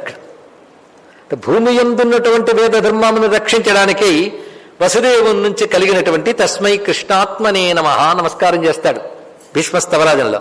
అక్కడ భీష్ముడు అన్నటువంటి భౌమస్య బ్రహ్మణో గుప్త్యై అనే మాట పట్టుకుని ఇక్కడ విష్ణువు భౌమస్య బ్రహ్మణ బ్రహ్మణత్వస్య రక్షణార్థం దేవక్యాం వసుదేవాత్తంసేన కిల సంబభూవ అని తీసుకొచ్చారండి. ఇక్కడ ఏ విధంగా ఆ భారత సారాన్ని ఎక్కడెక్కడ తెచ్చుకొస్తున్నారో చూడాలి. అది మహాభారతం వేదానికి సారమైతే మహాభారతానికి సారం భగవద్గీత. అటు వేదాన్ని ఇటు మహాభారతాన్ని సంపూర్ణంగా అర్థం చేసుకుని వ్యాస ఉదయాన్ని గ్రహించి మనకు శంకర భగవత్పాదుల వారు ఈ విధంగా ఇచ్చారు. కనుక ఇప్పుడు ఆవిర్భవించిన వాడెవడు? పరమాత్మ. ఎందుకు ఆవిర్భవించాడు? ధర్మాన్ని రక్షించడానికి. ధర్మం ఏది? ప్రవృత్తి నివృత్తి రూపం. అది దేని నుంచి వచ్చింది? వేదముల నుంచి వచ్చింది. వేద రూపం ఇచ్చిన వాడెవడు? ఆ నారాయణుడే. ఇంత చక్కటి అన్వయం మనకు కనబడుతున్నది ఇక్కడ. సచ భగవాన్ జ్ఞానైశ్వర్య శక్తి బల వీర్య తేజోభి సదా సంపన్న. ఎటువంటి వాడయ్యా కృష్ణుడు? భూమి మీదకి వచ్చాడు కనుక సామాన్యుడు అనుకుంటున్నారా? అని సాక్షాత్ విష్ణువు, నారాయణాఖ్య విష్ణువు, నారాయణ అనబడే విష్ణువు. పైగా సచ భగవాన్ జ్ఞాన ఐశ్వర్య శక్తి బల వీర్య తేజోభి. ఎన్ని చెప్పాడు ఇక్కడ? జ్ఞాన ఐశ్వర్య శక్తి బల వీర్య తేజ. ఎన్నయ్యే? 6 ఉంటే భగవాన్ అనాలి. కానీ చాలా చమత్కారంగా 6 ఉన్నాయనుకున్నారా మా స్వామి దగ్గర? తేజోభి బహుజనం చెప్పాడు. ఇలాంటి ఈ మొదలైన అనేక గుణములతో సదా సంపన్న త్రిగుణాత్మిక వైష్ణవీం స్వాం మాయా మూల ప్రకృతిం వశీకృత్య. తనదైన వైష్ణవి త్రిగుణాత్మిక అయిన మాయను, మూల ప్రకృతి అయిన మాయను వశం చేసుకుని అజహ అవ్యయ భూతానామీశ్వర నిత్య శుద్ధ బుద్ధముక్త స్వభావోపి సన్ స్వమాయయా దేహవానివా. కృష్ణావతారం గురించి ఎంత చక్కగా చెప్పాడు ఇక్కడ. ఆయన నిత్య శుద్ధ బుద్ధముక్తుడు, నిత్యమైన వాడు, శుద్ధమైన వాడు, జ్ఞానమైన వాడు, ముక్త స్వభావం కలిగిన వాడు. స్వభావత ఆయన దగ్గర లక్షణములు ఇవి. అంతే. అజహ పుట్టుక లేనివాడు, అవ్యయ తరుగుదల లేనివాడు, స్త్రీ పుం నపుంసకాది భేదములు లేనివాడు, భూతానామీశ్వర సర్వభూతములకు శాసకుడు అయినప్పటికీ స్వాం మాయా మూలం ప్రకృతి వశీకృత్య తనదైన మాయని వశం చేసుకుని స్వమాయయ దేహవానివ తన మాయతో దేహము ధరించినట్లుగా జాత ఇవ పుట్టినట్లుగా లోకానుగ్రహం కుర్వన్నివ లోకానుగ్రహం చేసినట్టుగా లక్ష్యతే కనబడుతున్నాడు. మొత్తం గీతలో చెప్పబోయేటువంటి భగవద్ అవతార స్వరూపాన్ని ఇక్కడ చక్కగా చెప్పేశాడు. గీతాసారమంతా చూపిస్తున్నాడు. స్వప్రయోజనాభావేపి భూతానుజుగుక్షయ వైదికం హి ధర్మద్వయం అర్జునాయ శోకమోహమహౌదదో నిమగ్నాయ ఉపదిదేశ. మొత్తం గీత యొక్క స్వరూపం చెప్పిన వాడెవడు తెలిసింది కదా. గీత చెప్పిన వాడెవడు? భగవానుడు. స భగవాన్ కనుక భగవద్గీత భగవానుడు చెప్పాడు. ఏ భగవానుడెవడు? ఇదిగో ఈ లక్షణములు కలిగిన భగవానుడు. మరి అవతరించాడు కనుక ఆయన కూడా మనలాగే జనన మరణాదుల్లో లొంగిపోయడా? లేదు. తాను తనగానే ఉంటూ తన మాయని తన లొంగ తీసుకున్నాడు. ఇక్కడ అలా కనబడ్డాడంతే. మరి గీత ఎందుకు చెప్పాడు? ఇప్పుడు మనం చెప్పబోతున్నది గీత గనక స్వప్రయోజన అభావేపి గీత చెప్పకపోతే ఆయనకి రోజు వెళ్ళమారదా? చెప్పవలసిన అవసరం ఏమున్నది? అందుకే స్వప్రయోజన అభావేపి, ఆయనకంటూ ప్రయోజనం లేకపోయినప్పటికీ మరెందుకు చెప్పాడు? అర్జునుడు ప్రయోజనం కోసం కాదుట. ఎంత చక్కగా చెప్పారు. భూతాను జుగుక్షయా, సర్వప్రాణులను అనుగ్రహించడానికై వైదికం హి ధర్మద్వయం, వేదము చెప్పిన 2 ధర్మములను దీన్ని